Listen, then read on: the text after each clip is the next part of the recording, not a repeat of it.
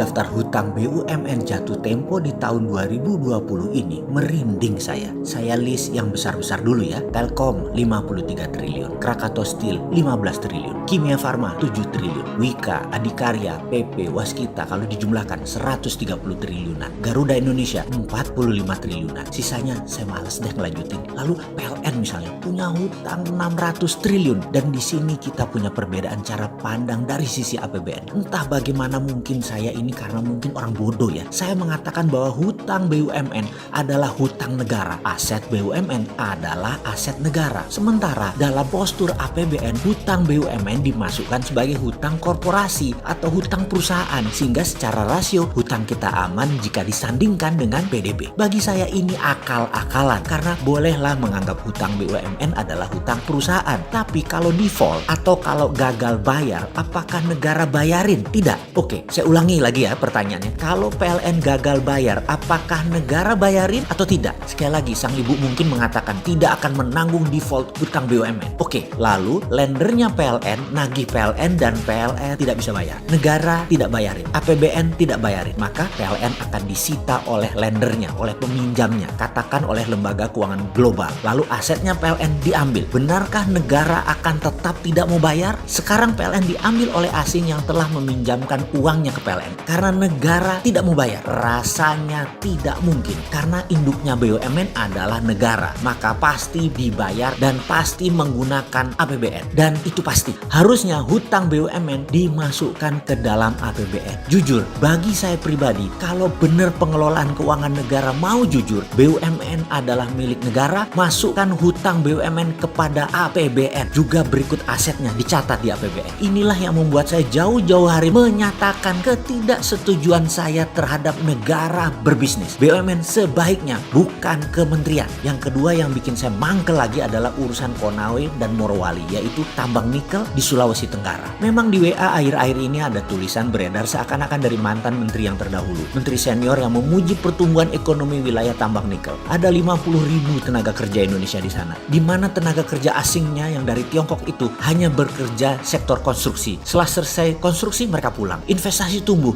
dan pendapatan daerah menjadi tumbuh luar biasa. Begitulah dia menulis. Tadinya saya mau diam aja, tapi kok sepertinya jadi kayak bener tindakan itu. Ya terpaksa kita buka-bukaan lagi. Pertama saya minta izin dulu ya. Urusan tambang jangan ragukan pengetahuan saya walaupun hanya sedikit. Namun dua perusahaan tambang saya yaitu CaOH 2 kali atau kalsium hydroxide dengan kapasitas 100 ton per hari adalah sebuah pengalaman panjang sejak tahun 1996. Kemudian pabrik litium kecil, belum skala komersial, namun cukup buat memahami apa itu dunia pertambangan, smelter, hingga proses pemurnian sampai finish produk. Pertanyaan pertama, apakah smelter nikel Konawe itu sampai pada tingkat finish produk atau hanya merupakan aktivitas untuk pembersihan impurity saja? Maksudnya bagaimana? Menurut saya smelter modelnya di NPI atau nickel pig iron itu akal-akalan Tiongkok. Itu mesin banci. Bener, mesin banci. Hanya membuang silikat dan unsur-unsur pengotor lainnya yang tidak memiliki nilai ekonomis. Namun nikel, fero, litium, kobalt, dan mineral rare earth lainnya dalam fraksi yang sangat kecil tetap tidak terbuang. Ini terangkut. Jadi masih terkandung di dalam logam nikel ini. Saya katakan raw atau mentah karena by all standar kadar nikel di dalam NPI ini sangat rendah jika kita menggunakan benchmark produk ferronikel sebagai standarnya. Sementara yang dibayar dari produk NPI nickel pig iron ini hanya percentage kandungan unsur nikelnya saja yang notabene kecil kandungannya. Sementara besi atau ferro yang menyertainya tidak dihargai walaupun persentase kandungan yang sangat besar. Tentu saja mineral-mineral ikutan lainnya pasti tidak akan dihitung, termasuk juga mineral rare earth dijual dengan gratis. Dan inilah asli yang terjadi saat ini. Indonesia kehilangan sovereign asetnya kalau itu dilakukan. Oke, begini melihatnya lagi. Dan ini boleh tanya kepada seluruh ahli pertambangan mineral. Dalam setiap pemeriksaan dan analisis terkait isi atau konten mineral pada setiap laboratorium uji, katakanlah itu Sukovindo atau lembaga asing yang punya standar perhitungan atas isi kandungan material tadi, selalu dihitung berdasarkan ppm atau part per million atau persen berat, di mana yang dihitung hanya mineral yang memiliki ukuran tertentu dalam range yang terbaca oleh alat atau metode pengukuran. Sedang ukuran mineral yang berada di luar range serta tidak terbaca oleh alat atau metode analisis ini dianggap nol, artinya tidak komersial atau artinya tidak menguntungkan. Biasanya pakai metode yang disebut assaying dengan pendekatan reaksi kimia atau menggunakan alat-alat tertentu lainnya melalui pendekatan fisika dengan dasar ukuran material. Pertanyaan sekarang, berani nggak menghitung konten material pakai EDAX sistem yang menggunakan spektrum warna? Di seluruh dunia, ketahuilah wahai pejabat yang terhormat, metode perhitungan isi kandungan mineral selalu menguntungkan pembeli. Karena itu mereka tidak pernah mau pakai sistem lain, maunya hanya menggunakan ukuran material saja sebagai dasar pengujian di laboratorium. Kita pemilik sovereign asset selalu dikadalin. Karena itu kalau saya sekali lagi dapat mandat nih, tak stop semua eksplorasi mineral ini. Tapi sebentar, jangan takut, nggak mungkin Sontoloyo ini dapat mandat. Orang minat belas, ambil tuh jabatan. Nggak pantas orang kayak saya ini. Jadi dalam hal ini, jangan bandingkan dengan 50.000 tenaga kerja Indonesia yang bekerja di sana. Lalu ada investasi 20 triliun sebagai sebuah kebanggaan. Pak, yang namanya investor duit 20 triliun itu ya harus balik. Kalau perlu, beli pejabat. Kalau perlu, pejabatnya diajak masuk bisnis. Namun sebuah kepastian lain adalah aset kita, mineral kita, sovereign aset kita hilang karena silau dengan uang cepat itu pejabat. Kalau dari pendekatan